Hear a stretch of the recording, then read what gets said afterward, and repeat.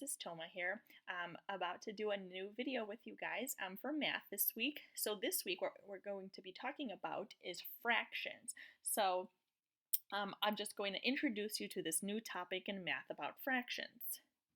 Now fractions isn't just something that we see in math, it's something that we see in our everyday lives.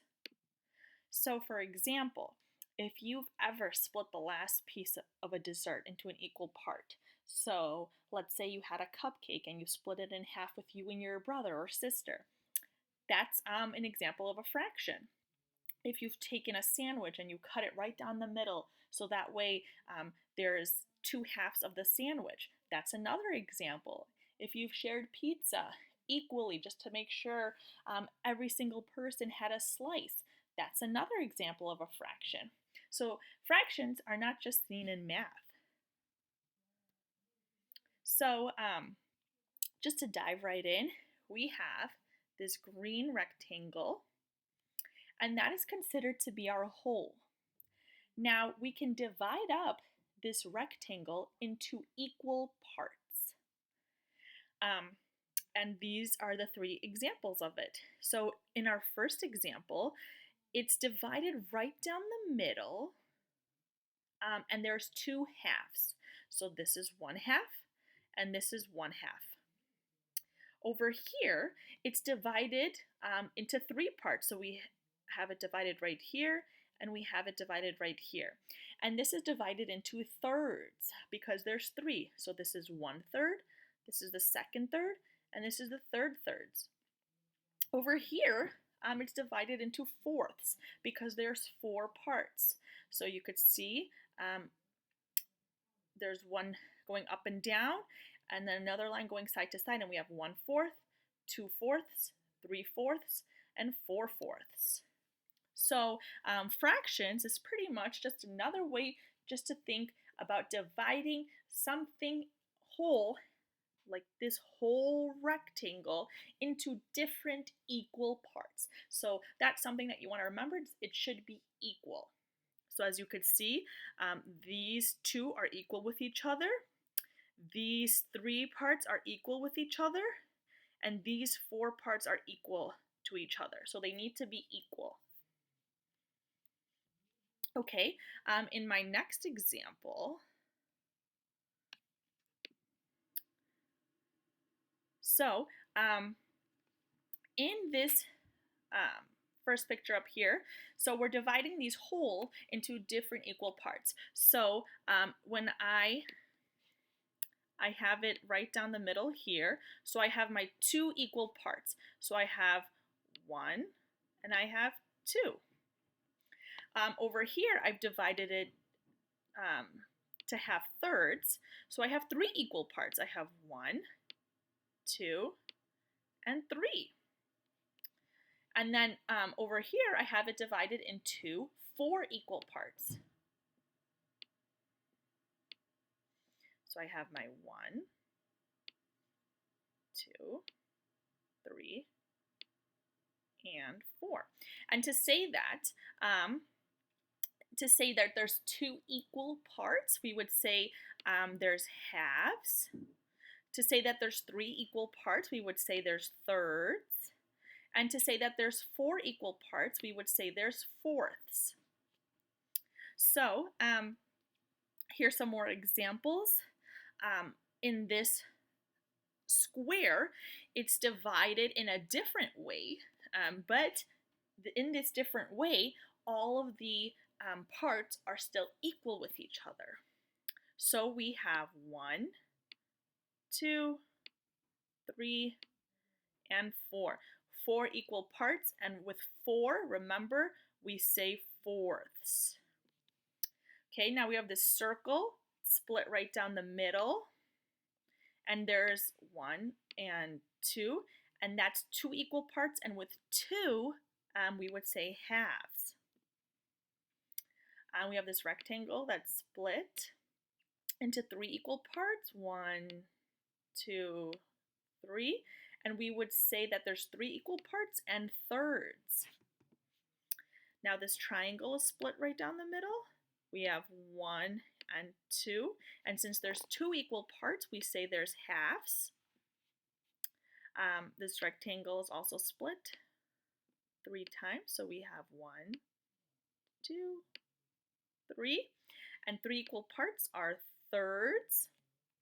And then we have our square that's split into 4 equal parts, and that is 1, 2, 3, and 4. And 4 equal parts are fourths. So when we are dividing a whole shape into different equal parts, that's how we're using fractions.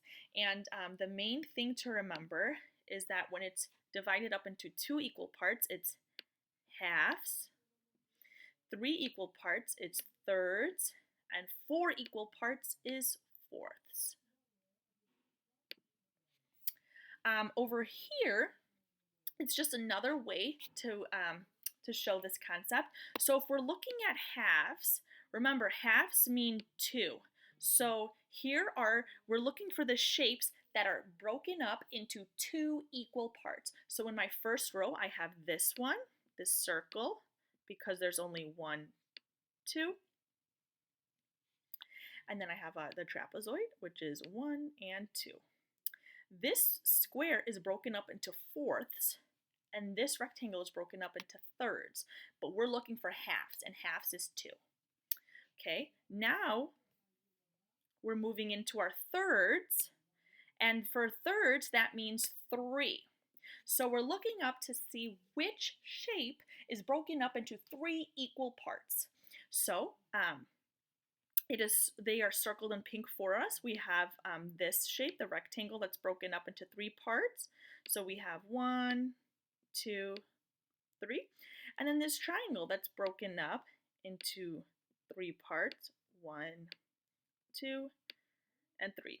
This square, the first one, is broken up into 4 parts, so that would be fourths. And so is this rectangle at the this last one over here. It's broken up into fourths as well. And we're looking up for thirds, and thirds means 3. Now the last one is fourths, and fourths, we're looking for 4 equal parts with each other. So this hexagon, which means it has 6 sides, that's broken up into 4 parts. So we have 1, 2, 3, and 4. And then we also have this square over here that's broken up into 4 parts, which is 1, 2, 3, and 4. The circle over here is broken up into halves, and halves is 2. And then this parallelogram over here is broken up into 3 parts, and that is thirds. Okay, now my next part, just to get some more practice with this. So my first shape over here, trapezoid, that's broken up into 2 equal parts, 1 and 2. And 2, remember, is halves. This rectangle is broken up into 3 equal parts, and 3 equal parts is thirds. And my circle is broken up into 4 equal parts, and 4 equal parts is considered fourths. Down here, this is broken up into 3 equal parts, thirds. This shape is broken up into 2 equal parts. 2 equal parts are halves. And our last rectangle over here is broken up into 4 equal parts, and that is considered to be fourths. Okay, we'll do one more round of practice just to get familiar with our new terms that we're using for fractions. So this hexagon that has 6 sides is broken up into 2 equal parts. 2 equal parts is called halves. 4 equal parts are called fourths.